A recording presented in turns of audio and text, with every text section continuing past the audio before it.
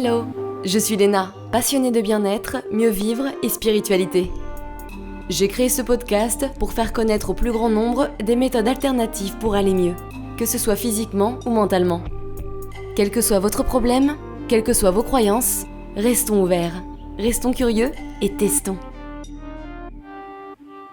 Bonjour à tous, aujourd'hui on va parler de l'hypnothérapie avec Jean Toiti. Dans cet épisode, il nous raconte son parcours et comment il est devenu hypnothérapeute, pour quel type de problème on peut venir le voir, comment ça fonctionne, qu'est-ce qui se passe dans le cerveau, les préjugés ainsi que les peurs que l'on peut avoir avant de tester l'hypnothérapie, vous savez, du genre « moi j'arrive pas à lâcher prise de toute façon, ça marchera pas sur moi » ou encore « j'ai peur qu'il me contrôle complètement ». Il nous explique ce qu'est une régression en hypnose, comment fonctionne l'auto-hypnose et on aborde le thème de régression de vie antérieure. Personnellement, je trouve que c'est un processus efficace contre l'anxiété. Alors c'est pas forcément magique, et c'est pas en une séance que tout va changer, il en faut plusieurs. Mais quand on a des problèmes persistants, je vous conseille de tester. Bonne écoute. Oia che cosa más linda, ma cheia di grassa. Eh ben c'est très bien pour commencer, ça nous met dans l'ambiance. Bonjour Jean. Bonjour Léna. Alors peux-tu nous raconter un peu ton parcours avant d'être hypnothérapeute? Ah non, je suis né hypnothérapeute, Léna. In your mind. J'ai un parcours initial scientifique. J'ai fait un 3e cycle en physique théorique, en physique nucléaire. J'ai travaillé tout d'abord une dizaine d'années, 11 ans dans ce domaine, où j'ai été dans un métier proche aussi de la relation humaine. J'ai été formateur. Et ensuite, j'étais manager d'une équipe de crise qui intervenait en cas de situation grave sur des centrales nucléaires, notamment, où j'étais amené à faire du conseil et du développement de scénarios dans ce domaine et d'apprendre aux gens, d'aider les gens à travailler, à réfléchir dans des situations d'urgence avec une dimension humaine assez importante dans ce que je faisais, tout en ayant un volet technique. Ensuite, j'ai quitté ce domaine, j'ai travaillé dans le conseil en conduite du changement. Durant 7 ans, j'ai travaillé dans beaucoup de cabinets. J'ai été manager dans un grand cabinet de conseil. Et ensuite, j'ai quitté ces cabinets. J'ai monté ma propre activité où je faisais la même chose. J'accompagnais des organisations. Là, je me suis formé au coaching et j'accompagnais des cadres dirigeants. Voilà, au bout d'un moment, j'ai vu les limites de ce que je faisais dans le coaching. Je me suis posé pas mal de questions. Un peu par hasard, je me suis formé en hypnose. Je ne sais plus trop ce qui m'a amené à cela. Et puis j'ai découvert que ça m'était assez naturel en fait, et que je faisais naturellement de l'hypnose. J'avais étudié la PNL il y a très longtemps. Je n'avais pas fait le lien directement avec l'hypnose parce que en France, on la présente de manière un peu séparée, alors qu'aux États-Unis, c'est quelque chose de complètement intégré. La PNL fait partie de l'hypnose, la programmation neurolinguistique. Alors c'est un nom un peu pompeux, mais volontairement donné ainsi par les deux personnes qui ont développé cette approche et qui permet de gérer la relation à l'autre. Donc j'introduisais des protocoles de type PNL en coaching, et puis finalement en me formant en hypnose, j'ai vu que c'était quelque chose qui m'était assez naturel. Je faisais ça pratiquement, déjà auparavant, je me disais, je remettais des termes sur ce que je pratiquais un peu spontanément. Et évidemment, j'ai appris à le faire de manière plus structurée. Voilà un peu mon parcours et comment je suis arrivé à l'hypnothérapie. En me formant à l'hypnose, je voyais beaucoup de gens qui se formaient ainsi en prétendant devenir hypnothérapeute au bout de quelques jours de formation. Moi, ça m'interpellait quand même pas mal. Et donc, j'ai repris un cursus en psychologie clinique et je me suis formé en psychologie clinique à Paris 8. Mais c'est vrai que oui, maintenant, on peut se former à être hypnothérapeute en un week-end pratiquement, quoi. Pratiquement, oui, on trouve de tout, donc c'est à la mode. Donc on va trouver sur Internet, formez-vous par correspondance en 10 jours, devenez hypnothérapeute. On voit des annonces, moi j'en reçois plein comme ça, des annonces pour découvrir un nouveau métier, épanouissez-vous, voilà, comme si on pouvait se former à un métier de relation d'aide en quelques jours. Non, c'est un parcours un peu plus compliqué quand même. En tout cas, pour être un professionnel sérieux, efficace dans ce domaine. Et alors, toi, l'hypnothérapie, tu l'avais testée sur toi ? Au cours de formation, oui, on m'a amené à faire des choses comme ça. Il y a des choses qui m'ont bien libéré aussi en hypnose. En quoi ça a pu te changer, par exemple? Je pouvais avoir des craintes. J'ai longtemps travaillé en entreprise et un peu des craintes à me lancer, à me dire tiens, je vais monter mon activité, etc. Quand on a des habitudes régulières de travail avec un salaire tous les mois, etc. C'est des interrogations et je pouvais avoir une période où j'avais pas mal aussi, moi, d'angoisse, de questionnement. Et j'ai eu une séance d'hypnose qui m'a complètement libéré comme ça. Ouais, Et ouais, du jour au lendemain, je faisais tout ce que je n'arrivais pas à faire jusque-là. Et ouais. donc, beaucoup de choses étaient bloquées comme ça, sans que je comprenne pourquoi. J'avais eu des deuils aussi à vivre dans ma famille. Et voilà, j'avais l'impression que avancer à un certain âge, que je me réalisais pas vraiment dans ce que je souhaitais faire. Et je sentais qu'il y avait d'autres choses à faire et sans trop oser forcément. Et une séance comme cela m'a complètement libéré. Ouais. Alors justement, pourquoi on peut venir te voir et faire une séance d'hypnothérapie? J'accompagne tout type de pathologie qu'on va trouver en psychothérapie de ville, en fait. Je vais travailler sur des troubles anxieux. La plupart de ces troubles vont se décliner. On va trouver ce qu'on appelle l'anxiété généralisée, les attaques de panique. Et sur ces troubles anxieux, on va trouver les troubles notamment phobiques, les troubles obsessionnels. On va trouver des troubles de la sexualité, les états dépressifs. Donc ça, c'est autre chose, hein. Je vais accompagner des gens aussi qui vivent des dépressions et c'est très complexe à accompagner. Je vois beaucoup de de jeunes femmes et de femmes qui font de la boulimie. D'autres, c'est un peu un autre volet, mais de l'anorexie. Des fois, les deux à la fois. Enfin, elles sont anorexiques, mais font aussi des crises de boulimie en Mm. étant anorexiques. Voilà. Et puis, bon, il y a d'autres choses, hein, le mal-être, l'estime de soi, des questionnements sur des choix de vie. Ça regroupe, ça englobe beaucoup de troubles psychopathologiques, pas des troubles graves, hein, qui seront traités plutôt en psychiatrie et en hôpital, donc tous ceux qu'on peut traiter en thérapie de ville. Le plus de personnes qui viennent te voir, c'est le stress? C'est pas, c'est pas un bon mot là. Enfin, je veux dire, Léna, de parler de stress comme ça, c'est une espèce de mot. Les gens disent, je suis stressé. À la plupart, le stress, il y a un objet, c'est-à-dire qu'il y a quelque chose qui me stresse. La plupart des gens que l'on va voir en thérapie, c'est pas pour le stress, il n'y a pas quelque chose qui les stresse. Alors on peut apprendre à gérer autrement ces situations, mais quand il y a un problème, c'est pas le stress. Le stress, c'est quelque chose qu'on est tous amenés à vivre. Mm. Hein, ce qu'ils vivent, ce sont des troubles anxieux. Ils mettent ces mots parce que on va ressentir un peu la même chose. Quand on dit je suis stressé, non, quand il n'y a pas d'objet, tout va bien dans ma vie, et je me réveille avec la boule au ventre, je ne sais pas pourquoi. Hein, c'est pas le stress, c'est des états anxieux. Et donc souvent on met ces mots-là, mais voilà, il y a des troubles anxieux, ce que je viens de décrire, hein, l'anxiété généralisée. Alors des fois j'explique aux gens de manière rapide, et ils vont souvent se reconnaître, mais beaucoup de troubles se déclinent de cela, c'est-à-dire que l'anxiété généralisée, c'est un sentiment où il y a toujours une menace infondée, comme si on était toujours sur nos gardes. C'est aussi le corollaire, c'est d'être beaucoup dans le contrôle, de chercher à tout contrôler par rapport à ça dans sa vie. Hein, on va le trouver le mot lâcher prise. Et les gens ils disent oh, moi j'ai du mal à lâcher prise, et qui n'arrêtent pas de cogiter en permanence. Il y a toujours un souci en tête. Certains sont assez drôles. Ils me disent quand j'ai fini avec les soucis de premier niveau, j'ai ceux de second niveau qui attendent juste derrière. D'autres plus subtils me disent moi c'est plus précis, j'ai 3 niveaux. Il y a toujours quelque chose comme ça. C'est des gens qui ont du mal à être zen à la plage, bien rapidement, comme ça. Il faut un peu de temps parce qu'il y a toujours quelque chose en tête. Et qui sont aussi très sensibles, souvent. Beaucoup, voilà, ils vous disent je suis une éponge à émotions, je ressens énormément les émotions.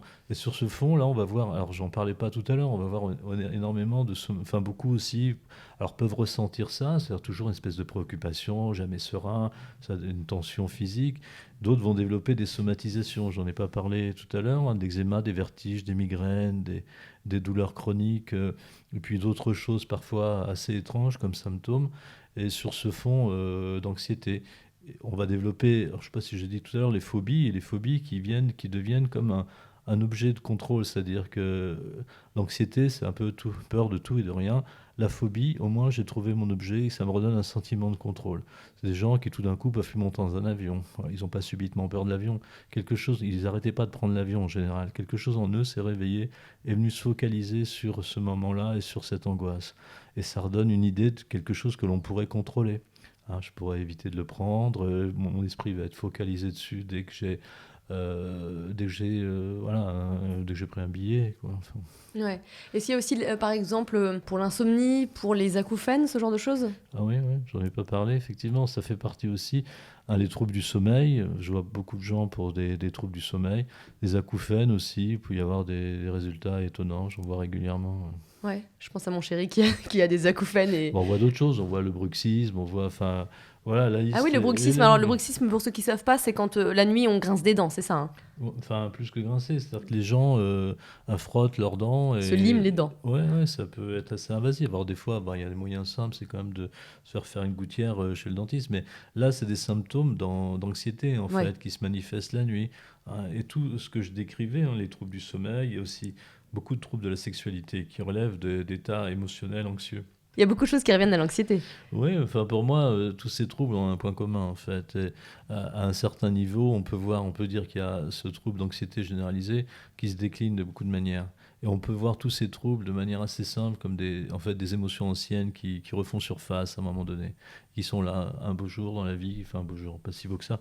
Quelque chose s'est réveillé, que l'esprit a fait un lien avec autre chose, et une émotion ancienne refait surface. Et souvent, par rapport à ce travail, je vais faire un travail particulier de régression dans le passé, en fait, et on va retravailler sur ces émotions anciennes.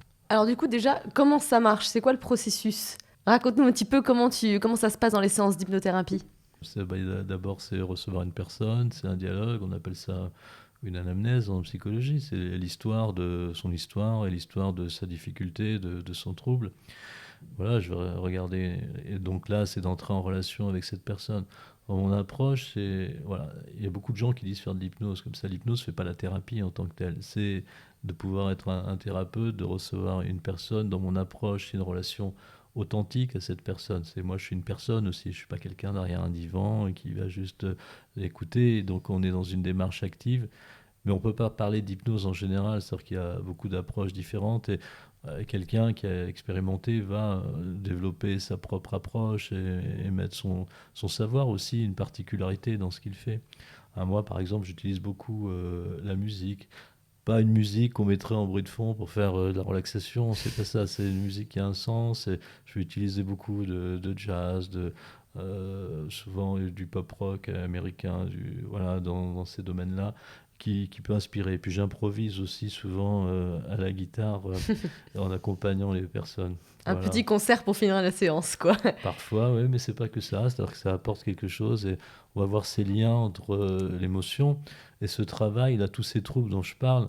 Beaucoup de patients ont fait, quand ils viennent jusque-là, de nombreuses thérapies. C'est pas le plus courant de venir directement vers l'hypnothérapie.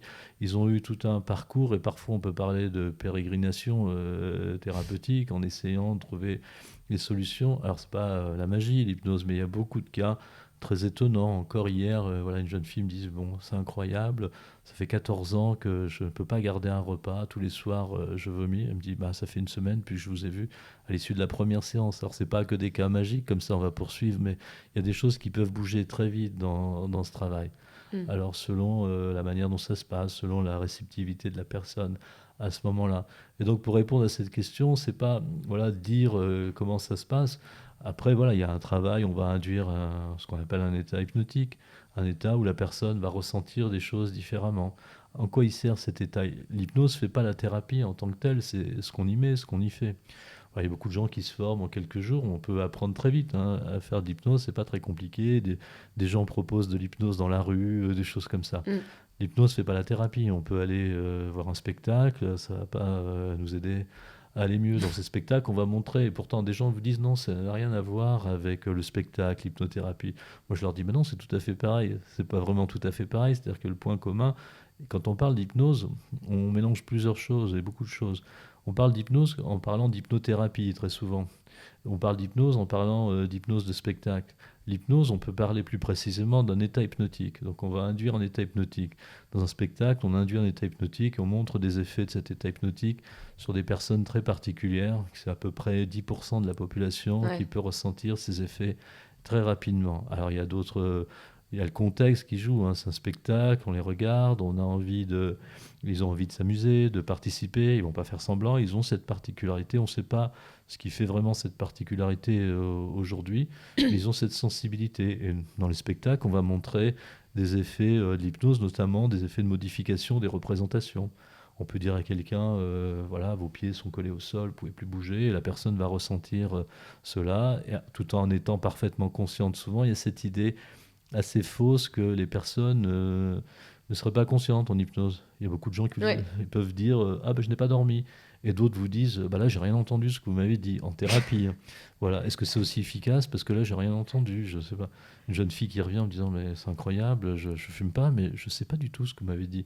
Et donc là, il y a des gens qui entrent dans un état un peu plus profond et où des fois ils vont pas forcément mémoriser tout ce qui est dit, mais c'est pas le plus courant. La plupart du temps, les gens évidemment sont conscients, mais on les amène dans un état un peu différent. Souvent, on parle de conscience modifiée, mais les gens disent ça. Voilà, l'hypnose est un état de conscience modifié. Mais toute la journée, on a des états de conscience modifiés. Et c'est pas, on n'est pas forcément en hypnose. En hypnose, on va modifier notamment les perceptions, les sensations. On sait aujourd'hui que l'état hypnotique n'est pas un état affectif, c'est pas un état placebo, il y a une réalité. Même le placebo, il y a cette réalité qui agit sur nous, mais on voit en IRM et en TEP qui se passe dans un cerveau sous hypnose. On peut dire notamment que, par exemple, la reviviscence d'un souvenir, ben justement, il s'agit plutôt d'une reviviscence. La personne peut vivre en détail et voir des souvenirs assez anciens d'enfance et de manière très précise en racontant ce qu'elle est en train de vivre. Parfois, hein, je parlais du travail sur des émotions anciennes, je fais un travail de régression dans le passé. Et là, à ce moment-là, c'est comme un travail d'apaisement, de réparation sur ces émotions anciennes. Un patient philosophe me disait, vous faites manipuler mes souvenirs comme des objets. On va regarder un peu autrement aux souvenirs. On va pouvoir parler, ou l'adulte d'aujourd'hui parler à l'enfant de l'époque qu'il était, le rassurer et le protéger. Des fois, c'est l'enfant qui donne du courage à l'adulte, Mm. ou des choses comme cela. Et c'est de pouvoir agir ainsi. Et là, en état hypnotique, on peut vivre des souvenirs de manière très prégnante. Et donc, ça peut être en ça où l'hypnose est utile. C'est-à-dire que l'état hypnotique va nous servir à ressentir différemment ces choses-là. Et un discours entendu sous hypnose, qui pourrait paraître un petit discours enfantin ou un conte ou des choses comme ça, la personne qui le vit en état hypnotique ne le ressent pas du tout de la même manière. C'est-à-dire? Bah, elle va ressentir autre chose, c'est-à-dire qu'on va beaucoup utiliser, en tout cas dans mon approche, un travail métaphorique, un travail avec des contes, avec des histoires, avec des blagues. Hein. Des fois, je vais souvent les amener à rire, hein, et ouais, même en état hypnotique, et selon enfin, ce qui est utile et ce qu'on ressent utile à cette personne. Et là aussi, il y a ce travail où l'hypnothérapeute, on peut en parler, entre aussi souvent en état hypnotique, en accompagnant les personnes. Ah bon? Ouais, et donc là, on va ressentir des choses assez particulières aussi. Des fois, les gens sont étonnés, ils disent, mais comment vous saviez? Il y a des choses qui viennent, alors c'est pas mystique ou magique. Une sorte de connexion qui se passe. Ouais, on ressent des choses avec cette personne. Vous disent, mais avant que vous disiez ça, j'étais déjà en train de voir ce que vous alliez me raconter, etc. Donc il y a aussi des modifications de la perception du temps, des choses, la personne qui en était hypnotique. Des fois, elle vous demande, mais combien de temps ça a duré? Je lui dis, d'après vous, la personne peut me dire un quart d'heure, 10 minutes. Ah, ça fait 1 heure et demie. Hein. Enfin, il y a des choses comme ça ouais, où la personne ne va pas ressentir les situations de la même manière. Certains vont être très sensibles, ils vont être dès une première séance. Alors je disais qu'il y a des gens très réceptifs au spectacle, mais tout le monde est réceptif en hypnose. Après, il faut vouloir. Alors Hein. ouais, justement, j'ai une question. J'ai ma soeur, moi je lui parle d'hypnothérapie. Je dis ouais, tu devrais essayer. Tout le monde a besoin d'essayer. On a tous des problèmes dans la vie. Et ma soeur me dit mais non, mais moi je suis pas du tout réceptive. Ça ne marche pas. Donc est-ce que, parce que je suis sûre que c'est pas la seule à penser ça, qu'est-ce que tu en penses? C'est faux? Il y a beaucoup de gens, moi je vois beaucoup de gens qui viennent me voir en me disant, hier encore j'avais une jeune fille qui appelait là, en me disant oui, bah, je vous appelle à l'appel, et puis elle me dit oui, mais j'ai déjà essayé plusieurs fois l'hypnose, moi je ne suis pas réceptive, moi j'ai du mal à lâcher prise. Voilà, c'est typique. Alors voilà, toutes les personnes qui souffrent de ce que je décrivais d'état anxieux, bah, elles ressentent ça. Et là, alors je leur dis à l'avance, vous allez me dire que vous n'arrivez pas à lâcher prise, etc. quand ils sont en séance. Il faut trouver la voie avec chaque personne et voilà. Et puis il faut qu'elle ait envie aussi de changer. On n'induit pas un état hypnotique là dans les spectacles. On donne l'idée que c'est un peu un magicien, que la personne a une sorte de pouvoir, même si elle dit non, je n'ai aucun pouvoir. C'est pas un pouvoir, c'est une manière d'accompagner la personne, de lui montrer comment trouver le chemin en elle. Hein, c'est ce que fait un hypnothérapeute. Il n'a pas un pouvoir magique pour induire quelque chose. Là, il y a une technique qu'on appelle l'hypnose, alors, mais après, il faut trouver la voie avec chaque personne. Et donc, c'est aussi ça, c'est comme il y a beaucoup de gens qui disent faire de l'hypnose un peu partout, et bah, qui n'ont pas forcément ces compétences. Alors, on peut s'être formé de manière très brève et être très compétent, c'est possible aussi, mais enfin, il vaut mieux être formé en psychopathologie, en psychologie clinique, de faire un métier. Voilà, il faut 5 ans pour avoir une formation de psychologue. La même chose si on fait un parcours de psychothérapeute. On ne peut pas développer un métier qu'on va faire en 10 jours, quoi. Ça n'a aucun sens, quoi. Ouais. Donc du coup, si la personne veut Oui. changer mais n'y croit pas, ça peut fonctionner pour le coup. Oui, c'est pas une question de croyance là, c'est-à-dire qu'il y a une réalité, c'est pas il faut y croire il faut avoir envie, il faut venir. Voilà. Voilà, la personne si elle est pas là, on peut pas l'aider, hein. Donc il faut avoir envie, il faut se dire c'est rare les personnes, c'est souvent des gens par exemple mais c'est très rare qui seraient envoyés par quelqu'un d'autre, tiens, va le voir, ça va nous aider parce que tu es quelqu'un qui enverrait sa femme parce qu'elle est trop pénible ou enfin Donc, non, Ma femme est casse-couille, s'il vous plaît, oui, faites quelque non, chose. alors elle vient et puis elle a envie de rester pénible, quoi. Donc c'est mieux Voilà, pour elle. à partir de ce moment-là, il n'y a rien qui va changer. Mais non, mais on n'aide pas quelqu'un à changer si elle ne veut pas changer. Ça Mais va la de soi. plupart des cas, ce que je vais voir, c'est quand même des cas très classiques qui entrent dans des nosographies. Une nosographie, c'est des classifications de psychopathologie assez précises. Quand je vais voir des troubles de la sexualité, une fille qui vient pour du vaginisme, on va pouvoir identifier. Mais beaucoup de gens qui viennent ayant eu un parcours thérapeutique, alors sauf des cas très précis comme ça, ne savent pas trop ce qu'ils ont parfois. Beaucoup de psychothérapeutes ne disent pas aux gens ce qu'ils ont, enfin de psychiatres vont pas, parce qu'il y aurait cette idée qu'il ne faudrait pas enfermer la personne dans son trouble parce qu'elle pourrait le manifester ensuite, ou les symptômes qu'elle verrait en ayant identifié son trouble. Parfois, il faut quand même mieux, quand c'est des troubles très précis, expliquer à la personne ce qu'elle vit, parce que les troubles anxieux, quand ils font développer des phobies dans tous les sens, et les gens, ou les troubles obsessionnels, les personnes, quand elles racontent les pensées intrusives qu'elles ont, alors, une fois je suis devenu criminel, maintenant je suis pédophile, voilà, elle est très inquiète par rapport à ses propres pensées. Donc on peut au moins la rassurer, lui dire voilà, c'est tout à fait normal d'avoir ce type de pensée avec ce que vous vivez en ce moment, ça fait partie de ces troubles anxieux. Déjà la rassurer par rapport à ce qu'elle est en train de vivre et puis lui dire qu'on peut traiter ses troubles, que ça peut se traiter assez rapidement dans ce travail, que pour beaucoup de troubles anxieux, on peut se libérer de médicaments. J'accompagne beaucoup de personnes à se libérer des médicaments. Enfin, quand je pense, se libérer en accord avec leur médecin ou leur accompagnement. Oui, quitter peu à peu le médicament, par exemple. Oui, par rapport. Alors, pas pour n'importe quel trouble, hein, mais il y a beaucoup de gens, par exemple, qui prennent des antidépresseurs, des anxiolytiques, et ils ne savent plus trop pourquoi. Parfois, ça fait 10 ans et ils ont très peur, comme ils ont connu des états très difficiles, de replonger dans ces états. Et donc, voilà, certains témoignent de ça en disant j'ai pu me libérer des médicaments, j'ai appris à faire de l'auto-hypnose pour gérer mes états émotionnels. Donc, quand on a fait un parcours sur quelques séances, on peut garder, et je vais transmettre aussi ce savoir, et pour certains ça va être très utile, d'autres ne l'utiliseront pas forcément, mais de travailler en auto-hypnose et de pouvoir conserver cette capacité à le faire par soi-même, de gérer ses états émotionnels pour bien d'autres choses dans la vie de ce qu'ils seront venus traiter ici. Et tout à l'heure, tu parlais donc d'IRM pour voir un petit peu comment fonctionne le cerveau sous hypnose. C'est là où on parle d'ondes cérébrales modifiées, c'est comme ça que ça fonctionne ? Ce ne sont pas des ondes céréales. Céréales, des ondes céréales modifiées, des Nesquik modifiés. Ce ne sont pas des ondes cérébrales modifiées. En fait, l'état du cerveau, il y a 4 types d'ondes que l'on peut voir dans notre fonctionnement. J'ai en tête d'après mes cours anciens, notamment l'état d'éveil. Et puis, quand on ferme les yeux, très rapidement, et c'est ce qu'on va retrouver dans tous les états le travail de méditation, etc. On va amener les gens à fermer les yeux. Pourquoi ? C'est pas juste fermer les yeux. Il se passe quelque chose quand on arrête le flux visuel, c'est que notre cerveau va progressivement entrer dans ce qu'on appelle le mode alpha. Le mode alpha, c'est des ondes pour l'adulte entre 8 et 15 Hz que l'on peut mesurer à la surface du cerveau. Et donc c'est comme si le cerveau se mettait dans un mode organisé assez régulier, dans ce battement là, entre 8 et 15 battements par seconde, fréquence. Et là, c'est le début de l'état hypnotique. On peut rester dans cet état. Il y a des états un peu plus profonds. Là, la personne reste consciente. C'est ce qu'on va ressentir quand on s'endort. Si on a une phase assez longue d'endormissement, c'est un peu ce qu'on ressent. Il peut y avoir des mouvements un peu automatiques du corps, etc. Et dans la plupart des cas, la personne va rester dans cet état.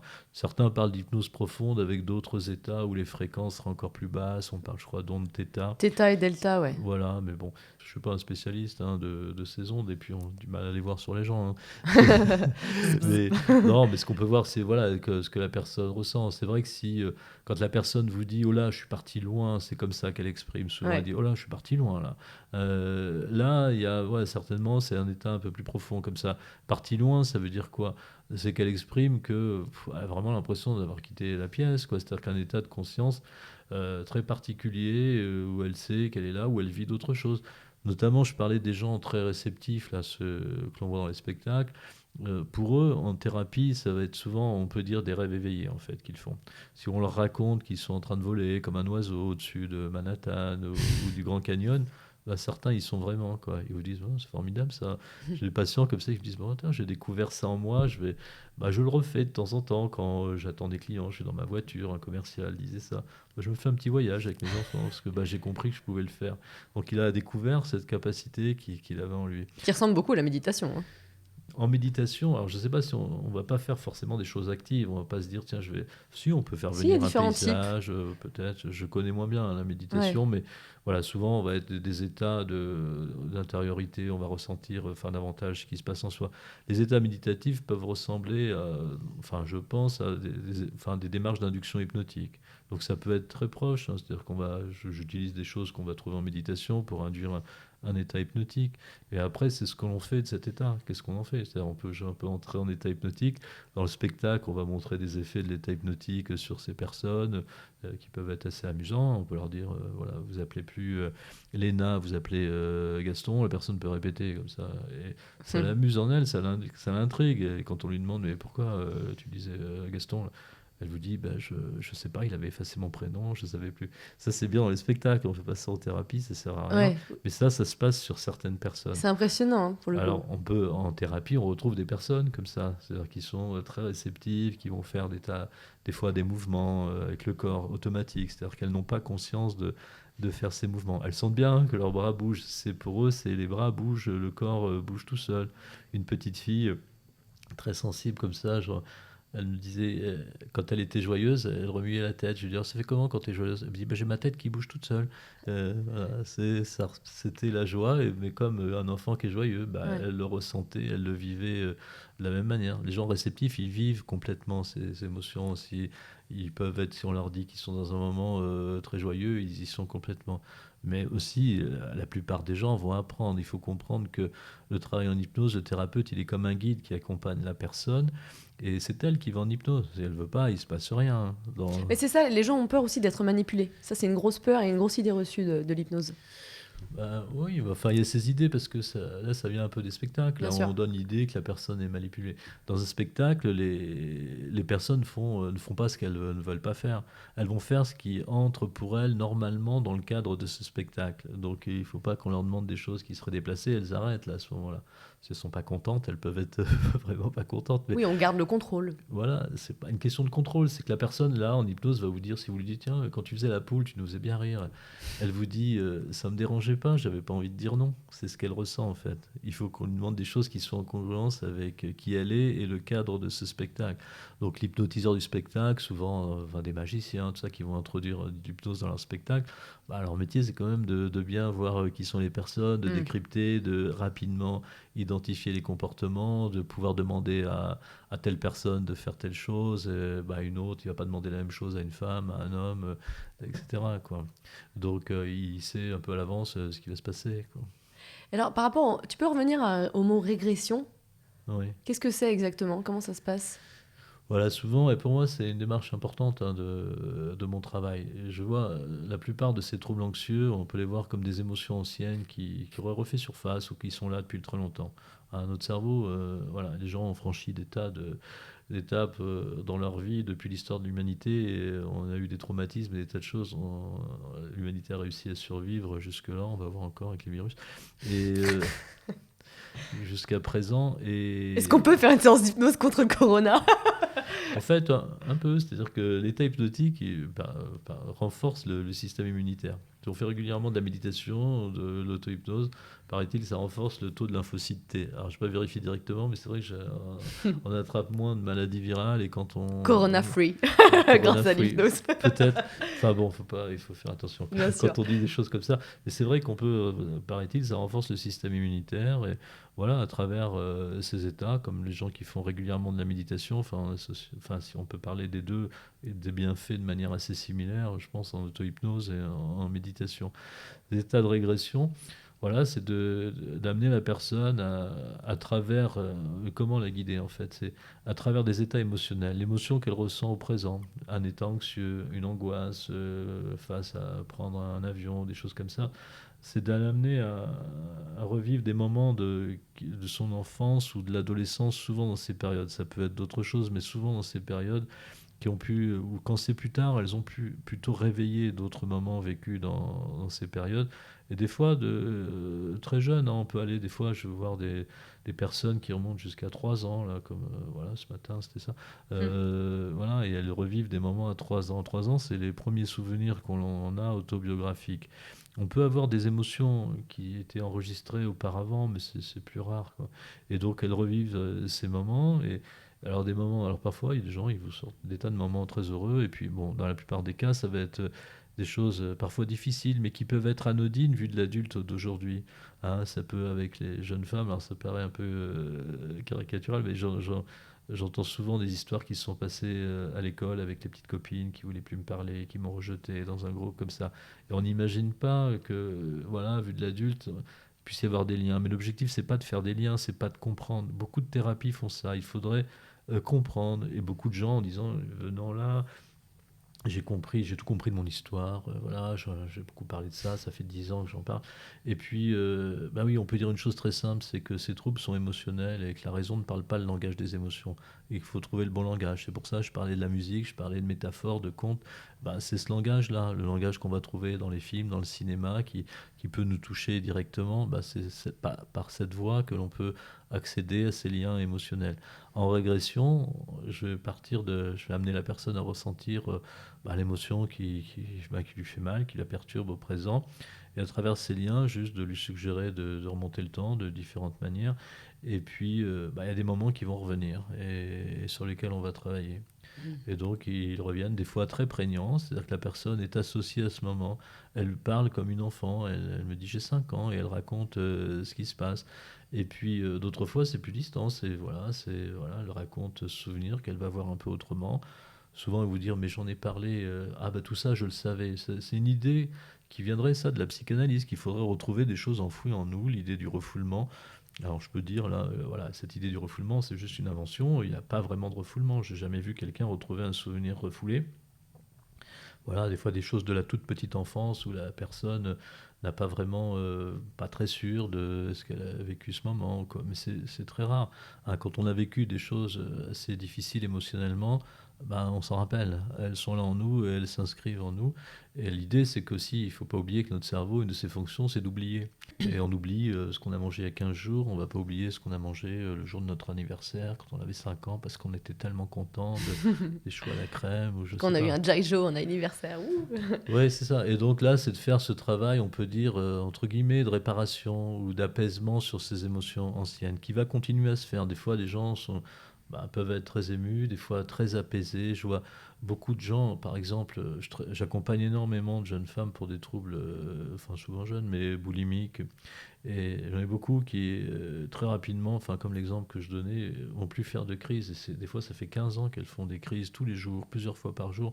Et il y a des cas qui sont assez fréquents dans ce que je fais, où très vite, elles vont se sentir très apaisées, libérées. Quand il y a eu des émotions très fortes qui sont revenues du passé, comme cela, il y a souvent un apaisement très important. Et, voilà, et puis du jour au lendemain, des fois, elles reviennent en disant bah, je n'ai pas fait une crise depuis que je suis sortie. Là.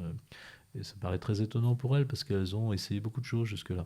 Alors il faut faire attention, ça prendrait un caractère un peu magique quand on dit ça. Il ne s'agit pas de magie, c'est de trouver les voies thérapeutiques qui permettent de traiter rapidement ces troubles. Et rapidement, c'est pas une course de vitesse parce que beaucoup de gens, voilà, comme les gens répètent beaucoup de choses en recopiant les sites internet et des choses comme ça, c'est une thérapie brève. Des fois, je vois des choses assez drôles où ils disent il s'agit juste de quelques séances parce que c'est une thérapie brève. C'est un peu une tautologie, ça, je suis en train de dire. Hein, c'est pas parce qu'il y a que quelques séances parce que c'est une thérapie brève, c'est une thérapie brève parce que c'est une thérapie efficace. Voilà, parce Donc, que on va trouver les voies thérapeutiques qui permettent de traiter rapidement et pas en surface comme beaucoup de psychanalystes imaginent. Ils imaginent qu'on traiterait des symptômes, etc., qu'on supprimerait un symptôme et que ça réveillerait un autre symptôme. C'est pas ça. Je travaille pas sur les symptômes. Quand j'accompagne une personne qui souffre de boulimie, je lui parle pas de nourriture. Une personne qui souffre de phobie de l'avion, je lui parle pas de l'avion. En fait, ça n'a jamais aucun rapport oui, c'est vrai, avec c'est vrai que tu l'objet parles pas direct. forcément du sujet exactement. Ouais. Non, non. Mais beaucoup imagineraient. C'est vrai qu'on va trouver en hypnose des gens qui vont faire ça. Ils vont vous dire, tu me demandais le déroulement d'une séance. Alors on va trouver ça dans les écoles là, qui forment à l'appel, là, alors ça paraît un peu méchant, entre guillemets hypnothérapeutes, là, comme ça. Alors au début, on définit l'objectif. Quel est votre objectif? Et on va travailler sur l'objectif. Bon, c'est pas un peu comme, c'est pas l'approche que j'ai. Moi, je reçois une personne avec ce qu'elle vit, ses difficultés, avec ce qu'elle est. Évidemment, c'est pas un objectif. Je veux pas changer telle chose.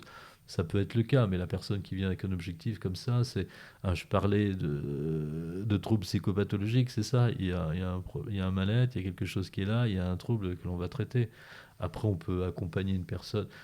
Enfin, il y a des cas très particuliers où voilà, la personne va avoir un questionnement, mais sur je voudrais oublier quelqu'un qui m'a fait du mal.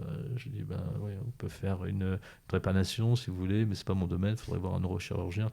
Non, c'est voilà, c'est pas, il y a des questions un peu comme ça. Des gens imaginent l'hypnose des fois aussi comme le sérum de vérité. C'est pas ça. On va pas retrouver cette idée du sérum de vérité. J'ai vu des fois comme ça des personnes qui, par exemple, sous l'emprise de l'alcool, savaient plus ce qui s'était passé dans une soirée, quoi. Très inquiet, est-ce que j'ai eu une relation avec mon camarade homosexuel, parce qu'il me tournait autour. Et bon, il y a des cas comme ça où la personne, apparemment, a l'idée, à travers l'hypnose, d'avoir retrouvé, revécu ce qui s'est passé. Tant mieux si ça l'apaise. Voilà, c'est ce que j'ai pu voir quelques fois, quoi. Donc, Après, dire si elle revoit vraiment ce qu'elle n'avait pas vu à ce moment-là, on peut pas vraiment le dire. ouais. Donc du coup, il faut quelques séances, comme tu as dit, mais évidemment, ça dépend du problème et de la personne. En général, sur la plupart des troubles dont je parle, je vais planifier autour de 5 séances souvent. Ouais. Après, il y a des choses, voilà, des gens vont mieux, des fois très vite. Les gens vont parfois mieux rapidement, parfois quand les personnes n'ont jamais fait de psychothérapie jusque-là.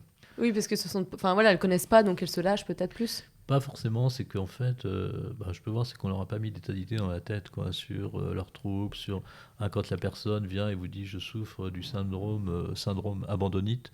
Bon, vous comprenez bien que c'est pas elle qui Oui. s'est dit ça comme ça tout d'un coup, quoi. Voilà, et on peut mettre des tas d'idées comme ça avec les thérapies interprétatives.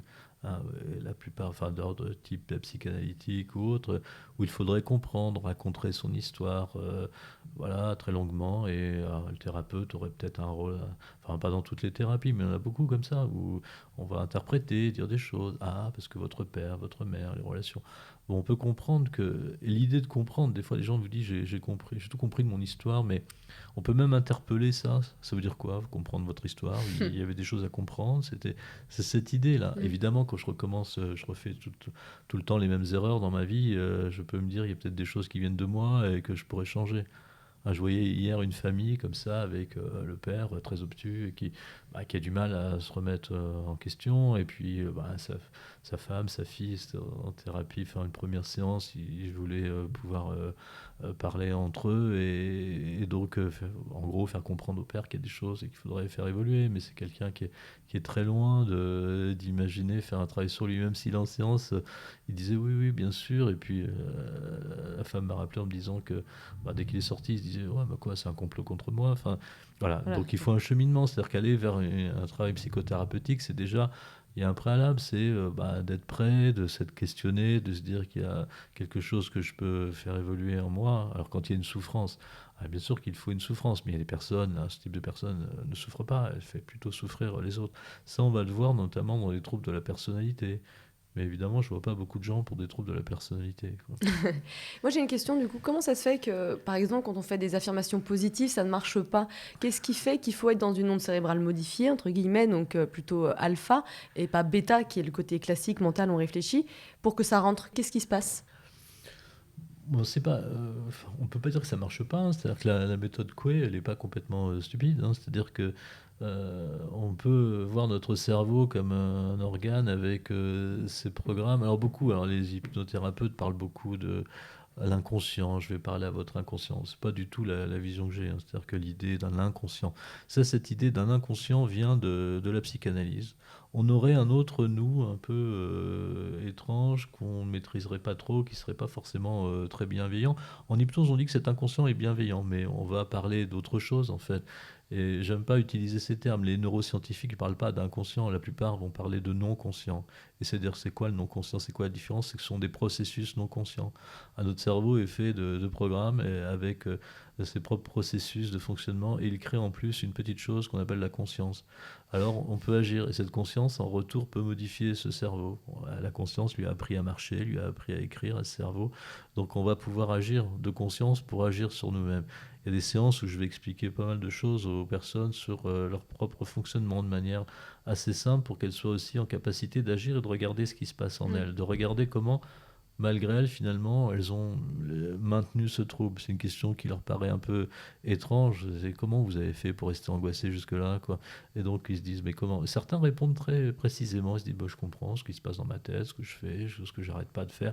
Et puis, bon, on va essayer de regarder un peu ce qui se passe. Donc, très loin de l'idée pourquoi vous êtes mal, c'est-à-dire comment vous faites pour rester mal, quoi. Et ça, c'est un peu des approches qu'on va trouver, enfin, Ah, c'est évidemment, ça, intéressant ça. en thérapie brève. Comment vous faites pour rester mal jusque-là? Et on va s'intéresser à ça. Voilà. Mais il y a Et aussi beaucoup de schémas inconscients qui font qu'on reste mal. oui, enfin ouais, inconscient, c'est-à-dire que voilà, on peut parler d'inconscient, c'est-à-dire que bah, tous les processus, c'est-à-dire que la plupart de nos processus sont non conscients. Alors on va parler de la physiologie du corps. La conscience, c'est une toute petite chose en nous. Évidemment, j'ai conscience que de ça, mais mon corps fonctionne. La nuit, je suis plus trop là, mais mon cerveau continue à gérer ce qui se Youhou. passe. Bah oui, on va voir, on va se réveiller avec des rêves étranges, On on a, se dit ouais. qu'est-ce qui se passe dans ma tête. Voilà, et tous ces processus, évidemment. Alors on peut vouloir interpréter les rêves ou des choses comme ça, mais bon, c'est pas trop l'approche que je vais avoir. Je vois de manière plus pragmatique aussi ce qui se passe dans nos rêves. Alors des fois, des gens ont envie d'en parler, mais voilà, c'est pas le travail que l'on va faire ici. Et voilà, parce que ça, c'est un travail aussi, on aime bien, notre cerveau aime bien, et j'explique ça aux gens, nous raconter des histoires à nous-mêmes. On aime bien, enfin, voilà, il y a un processus de notre propre conscience, il immerge des propres histoires, des liens que l'on fait avec ce que l'on a vécu, nos émotions qui sont toujours en train de se jouer. Et puis, bon, on a un cerveau qui est un petit narrateur et qui aime bien raconter des histoires. Alors, on peut l'alimenter hein, dans un travail comme en psychanalyse, où on va raconter des tas d'histoires sur ce que notre parcours jusque-là. Là, il y a une réceptivité différente, je disais, en hypnose. Ouais. Et il y a une imagerie mentale qui va être beaucoup plus active, notamment. Et une image perçue, enfin une imagerie mentale, donc les images que l'on crée dans notre propre esprit, nous-mêmes, donc là, qui vont être alimentées par le discours du thérapeute, elles peuvent être très prégnantes, très précises, mais aussi avec une vision plus, on dit, holistique, plus globale. On voit des choses de manière différente. Et alors après, comment dire tel discours? Ben, on peut avoir un discours aussi, hein, vous lisez un bouquin et puis quelque chose va vous perturber, vous émouvoir, vous transformer, vous faire voir le monde autrement. Il va se passer cela de manière un peu plus intense dans ce travail parce que c'est aussi une relation thérapeutique. Alors je parlais de ça tout à l'heure, cette relation enfin, authentique au patient, mais voilà, je suis avec quelqu'un d'autre qui me guide. Et puis je vais faire un travail, un très particulier aussi dans ce travail de régression, donc qui est un peu long à expliquer. Voilà, et un travail sur la narration de l'histoire de la personne et la manière dont elle a revécu ces moments-là. Je vais utiliser son discours d'une certaine manière. Donc il y a beaucoup de choses dans ce travail qu'il est difficile de synthétiser si rapidement, mais se dire, voilà, il y a une réceptivité différente Et puis en aussi, état j'imagine que, hypnotique. excuse-moi, hein, je te coupe, mais le Oui. mental peut-être, voilà, il lâche prise, il se met un peu de côté, ce qui fait que les informations rentrent. Oui, on peut dire un peu comme ça, bien que la personne, des fois, vous dise: «Bon, j'étais bien conscient, j'étais là».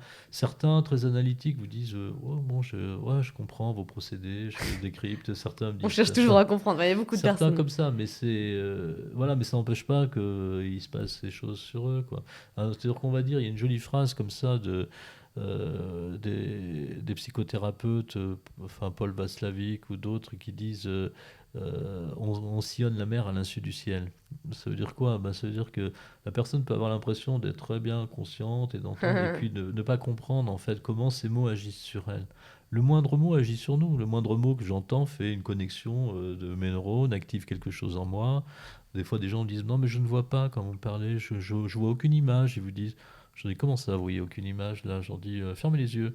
Une pomme. Quelle couleur elle est, la pomme? Ils me disent: bah, elle est verte, elle est rouge. Ah bah, il y a bien une pomme dans votre tête. C'est puissant, on peut mettre une pomme. Voilà, donc on va leur montrer qu'évidemment, ils ont cette imagerie mentale. C'est-à-dire qu'on fonctionne tous, mais on peut ne pas avoir accès à notre propre imagerie mentale. Elle peut rester plus ou moins cachée. Hmm. Pour certaines personnes, on va voir souvent les gens très réceptifs en hypnose, on peut voir dans le dialogue que l'on a avec elles, en fait, cette réceptivité. On va voir qu'en fait, elles parlent souvent de manière assez métaphorique, elles ont déjà beaucoup d'images mentales comme cela. Hmm. On le voit dans leur mouvement des yeux aussi, qu'il y a quelque chose de particulier. Et je me disais, est-ce que tu fais des sessions de régression de vie antérieure ou pas? Alors ça, c'est un sujet plus original, si je puis dire. Est-ce Ouais, que ça t'est déjà arrivé d'en faire? Et d'ailleurs, est-ce que tu peux nous expliquer? Parce que pour nos auditeurs... donc souvent les gens, alors j'ai écrit un article assez détaillé là-dessus, et puis j'ai raconté aussi une séance de régression comme cela. Et voilà, des fois il y a des gens, bon, j'ai rarement cette demande, mais c'est arrivé comme cela. Et alors j'ai écrit un article qui reprend pas mal de choses dont je viens de parler là sur ce type de régression. Souvent ils me demandent: est-ce que vous y croyez, vous? Alors je leur ai expliqué que mes propres croyances n'ont pas trop... Enfin, il vaut mieux éviter de mettre ses propres croyances dans la thérapie, donc, parce qu'il y a beaucoup de ça. C'est-à-dire que des gens qui vont vous dire: oui, mais ce que vous êtes arrivé, c'est parce qu'il s'est passé telle ou telle chose dans des vies antérieures. Alors bon, je pense qu'il faut éviter de faire tout ça et d'avoir conscience en fait de son influence. On aura toujours une, mais confiance le plus minime possible de sa propre influence enfin l'influence de nos propres croyances sur ce que l'on est en train de faire. Donc on ne va pas être en hypnose, on n'est pas dans une théorie figée des troubles psychopathologiques ou d'autres choses, ou de processus figés qui expliqueraient telle ou telle chose. On va être dans une ouverture en recevant une personne telle qu'elle est. Milton Erickson disait qu'il faut qu'une thérapie pour chaque personne. Pas vraiment, c'est-à-dire qu'il y a des choses, bah oui, quand les troubles sont identiques, les personnes ont des histoires assez similaires, donc il y a des choses qui vont être très proches dans la manière de les accompagner, mais il faut trouver la voie pour chacune. Alors, oui, j'ai eu des cas comme ça où une personne, finalement, Raconte-nous un petit peu. On aime c'était... bien les petites histoires. Non, mais voilà, elle veut faire ce travail de régression, elle pense que cela, ben, bon, je peux l'accompagner. C'est-à-dire que là, ce qui est important pour elle, alors je lui dis que ce n'est pas mes croyances quand elle me pose cette question. Et bon, il y en a une, par exemple, bon, c'est amusant, finalement, elle était Molière, mais elle n'a pas dit comme ça. Et justement, son immeuble était juste là où était enterré Molière, etc. Et elle avait besoin d'écrire, donc ça tombe bien. Donc moi, ce que je vais lui dire, c'est que est-ce que vous y croyez? En tout cas, ce en quoi je crois, c'est si c'est utile à la personne, bah, c'est très bien qu'elle fasse cela, si ça Ouais. lui permet d'écrire. C'est très bien que ça la libère ainsi. Voilà, il n'y a pas de vérité par rapport à cela. T'as une histoire à nous raconter par rapport à ça, ce qui s'est passé, ce que la personne voyait? Bon, ben, je l'ai raconté en détail, on peut se connecter sur... Là, c'est une autre, hein, comme ça, une femme indienne assez modeste, qui est Ouais. femme de ménage, et qui raconte, elle dit, voilà, je voudrais retrouver, parce qu'il a dû se passer des choses dans ma vie antérieure, et pour comprendre ce que je vis aujourd'hui, etc. Et là, voilà, une femme assez modeste, et puis en hypnose, qui commence à être très volubile, à avoir un discours très très beau, très poétique, et qui raconte en fait tout ce qu'elle est en train de vivre, de voir dans cette séance. Et puis, oui, le patient suivant venait pas, je l'ai gardé 3 heures. Comme par hasard. Ouais, ouais, non, 3 heures. Ouais, bah, il y a des hasards comme ça. Ouais. En séance, et ça fait quelque chose de très beau. En fait, elle a été rencontrée, on peut dire, le créateur. Et Pendant la séance d'hypnothérapie, c'est ça que oui, tu dis? oui, Ouais. oui. Et puis, c'était comme une révélation pour elle, c'est-à-dire elle racontait cette femme qui voulait avorter d'elle, et donc elle a vu des choses comme quoi la vie c'était pas cette femme qui donnait la vie, c'était au-delà, etc. Et elle a fait un discours très très beau, très poétique, que j'ai noté, que j'ai raconté là après cette séance. Donc voilà, on peut voir des choses parfois étonnantes, et puis là de voir comme des cas de une grande libération pour cette personne, un état d'apaisement enfin, très particulier après une séance de cet ordre-là. Donc quand on me demande, c'était la conclusion que je mettais dans cet article, est-ce que dans ses vies antérieures, bon, la vérité, c'est si c'est utile à la personne, tant mieux, quoi, c'est tout. Ouais. Voilà. Et en thérapie, de la même manière, beaucoup de thérapies penseraient révéler des vérités aux personnes comme ça, hein, sur leur histoire, sur ce qu'elles auraient vécu. La vérité utile, c'est celle qui fait du bien. Donc c'est pas une vérité, c'est ce qui fait du bien à la personne. Oui, En c'est le hypnose, principal. on n'est pas en train de dire on va décortiquer l'histoire et pour comprendre des tas de choses. Il y a des choses voilà, qu'on va pouvoir mettre. Et l'important, c'est ce que ça permet à cette personne de se sentir mieux, d'évoluer. Et voilà, c'est ce Mais qui toi, compte. quand cette femme indienne est venue après cette séance, quand même, qui a duré 3 heures, donc assez intense, en plus, surtout si elle a rencontré, entre guillemets, le créateur ou je ne sais qui, Ouais. ça a dû te faire bizarre, ça a dû changer aussi peut-être tes croyances. Est-ce que tu n'avais pas eu envie de continuer un peu de développer ce sujet-là, du coup, ça t'a pas plus Ah intrigué que non, pas ça? du tout, non, non. Non, non. Non, non, pas du tout, non, parce qu'il y a, voilà, on va voir des gens comme ça qui vous disent, voilà, les vies antérieures, ça s'est passé dans vos vies antérieures. Mais si on fait ça, là, c'est ce que je vais expliquer. Si c'est mes propres croyances, parce que là, quand la personne vient vivre quelque chose, évidemment, elle était influencée par des lectures sur le sujet, par ses propres frustrations, par ce qu'elle vit aujourd'hui. Si on lui dit qu'elle va avoir une vie de merde aujourd'hui parce que dans une vie antérieure, elle n'a pas été très gentille, voilà, c'est pas très utile, quoi. Donc, voilà, donc moi je me suis pas dit oh là là, il faut que je me questionne sur les vies antérieures, et certainement il y a quelque chose. Non, c'est pas ce qui compte pour moi, c'est d'accompagner une personne par rapport à ce dont elle a besoin. Si, voilà, mais je vais regarder si c'est utile pour elle. Si, voilà, elle n'a pas trouvé une vie antérieure, l'indienne, elle a revécu comme si elle revoyait sa naissance et la création, et elle a été rencontrée, voilà, elle raconte ce personnage il sait tout de moi, je n'ai rien besoin de dire, il me regarde et je suis là. Enfin bon, elle a un discours. Qui changeait complètement de la manière dont elle parlait Ah oui, habituellement, oui. c'est ça? Ouais, elle parlait C'est pas mal, ça. différemment, ouais, Ouais. c'était très joli. Et les autres me regardent pareillement autour d'eux. Il sait tout de moi, je n'ai rien besoin d'ajouter. Enfin voilà, c'était assez joli. Elle n'arrêtait pas de parler, elle était très volubile. C'est pas toujours le cas, hein. Des Mm. gens en hypnose assez profonde parfois ne peuvent pas parler du tout, quoi. Ouais. Voilà, leurs lèvres bougent, mais ils n'arrivent pas à Sinon, il parler. y a le mental peut-être qui revient aussi, non? À quel moment s'ils À parlent? partir du moment où ils reparlent. Du coup, ça leur fait penser à ah, je suis là, c'est vrai, avec Jean Toiti. Hmm, c'est possible, mais pas, non. Ça Mm. dépend de l'état de régression. Est-ce que la personne est associée à ce moment-là? Si elle est associée au moment qu'elle vit, ça lui fait pas ça. C'est-à-dire qu'elle peut me parler comme une petite fille, me dire j'ai 5 ans. Je dis pourquoi tu pleures, mon petit? Parce que bah, ma mamie, elle a disparu. Mais comment ça, elle a disparu, ta mamie? Mm. Je vais parler comme à un enfant parfois. Et des fois, je vais parler aux deux à la fois, à l'enfant et à l'adulte en même temps. Enfin, en même temps, un après l'autre. Mm. Je lui dirais, toi, qu'est-ce que tu en penses de ce que dit la petite fille? Ah, c'est marrant. Puis des fois, c'est très étrange. Elle me parle comme une petite fille en train de pleurer. Et puis je demande à la grande, tu peux pas la rassurer? Non, je vais pas la rassurer. Non, il faut qu'elle se débrouille toute seule, parce que personne viendra l'aider de toute manière. Je vais Ah, entendre des choses comme ça. ah, ça me donne des frissons. Ah, c'est Parfois, fabuleux. ça peut être étrange d'avoir ces dialogues. Il y a des choses, des fois. Ouais, tu dois, ouais, il y a plein de petites Ouais, anecdotes à quand il y a raconter. des dialogues comme ça entre un adulte et qui regarde un enfant, et c'est comme si la personne. Il y avait les deux à la fois, quoi. C'est dingue. Ouais. Ça me rappelle le film Split de Shyamalan, tu sais, où c'est un espèce de schizophrène qui a 12 personnalités, ou je sais plus combien. Enfin bref, ça me rappelle ça.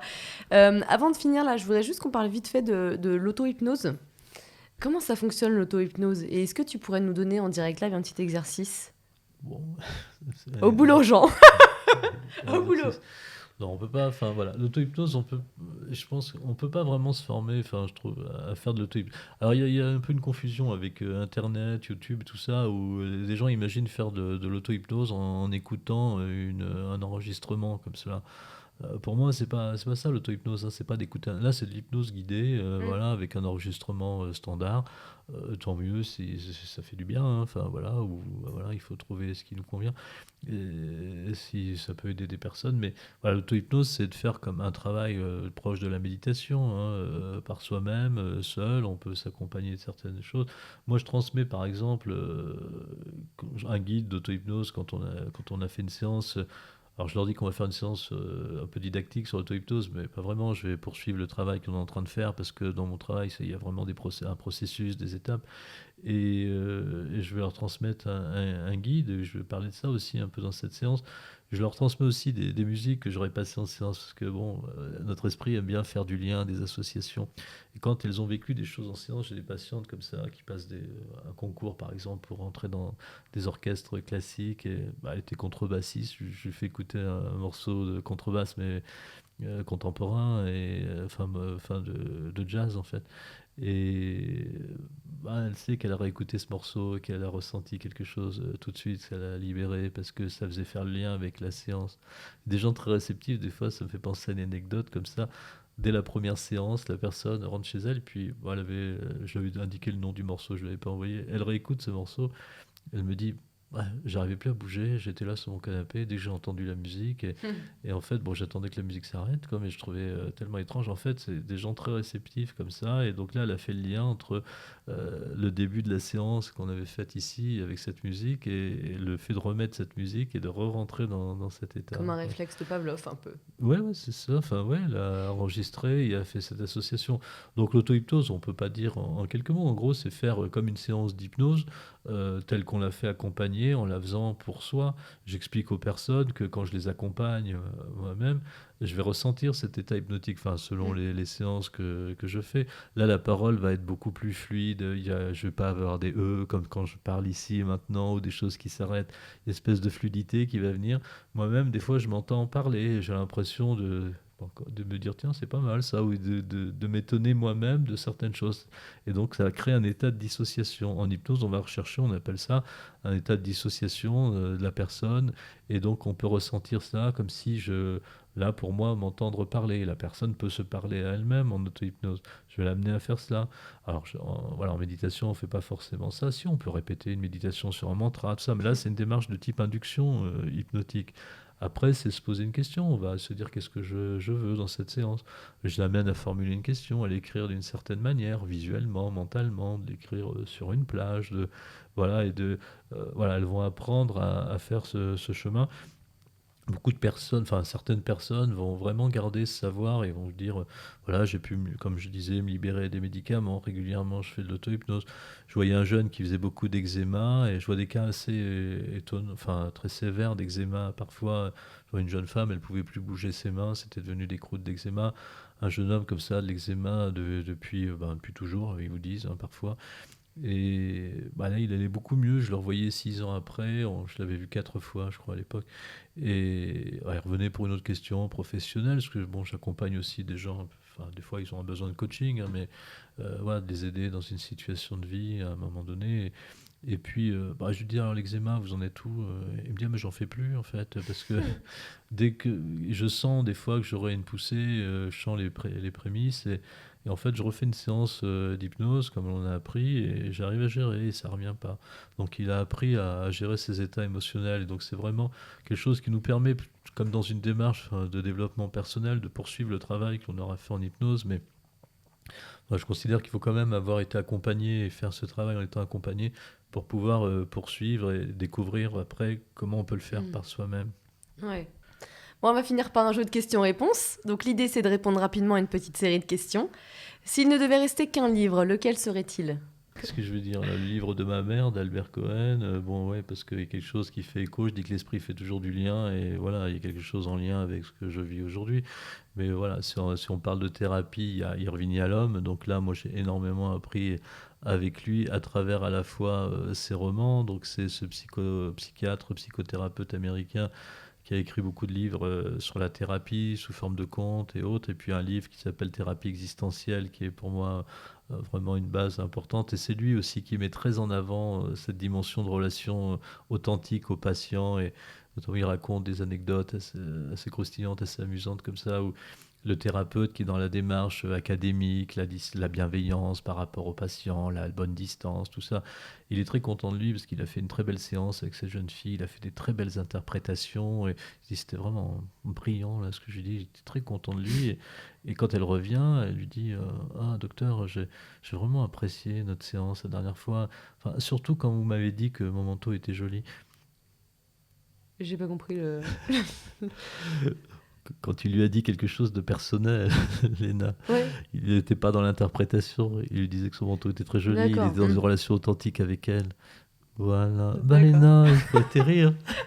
Je vais rester en séance d'hypnothérapie. Il faut Moi, je atterrir. suis en train de voyager Il dessus disait Manhattan. quelque chose là qui pouvait la toucher, montrant une relation voilà, normale d'une personne à l'autre avec elle. Ouais, Voilà, dire une chose comme cela, ben voilà, la plupart des thérapeutes vont pas commencer à commenter le manteau que oui, vous bien sûr. avez ou Ouais, des choses comme ça. Ben là, si, ça peut créer cette relation particulière. Et ouais. c'est aussi ce que je fais en séance, hein, la manière d'accueillir une personne. Souvent, elle est très étonnée en disant, mais bah, je n'ai jamais parlé de ça à personne. Et même le psy que je voyais, je n'ai jamais parlé de tout ça. Voilà. Ben oui, on va créer une relation particulière où la personne va pouvoir s'ouvrir avec. C'est le Bah, but. oui, et puis bon, des fois, je vais raconter, bah, comme je suis amené à parler, c'est pas une thérapie passive, on écoute. Donc, je vais raconter, alors, évidemment, de manière anonyme, des choses, des cas, etc. Parce que, en fait, pour faire vibrer quelque chose dans cette personne, souvent des personnes reviennent en me disant, tiens, vous m'avez parlé de ça, mais en fait, oui, mais moi aussi, je souffre de ça et j'aimerais vous en parler. Hmm. Alors qu'elle n'était pas venue vraiment pour ça à ce moment-là, mais autre Hmm. chose va venir en elle. Ah, voilà. On va passer à une autre question. Une habitude à prendre.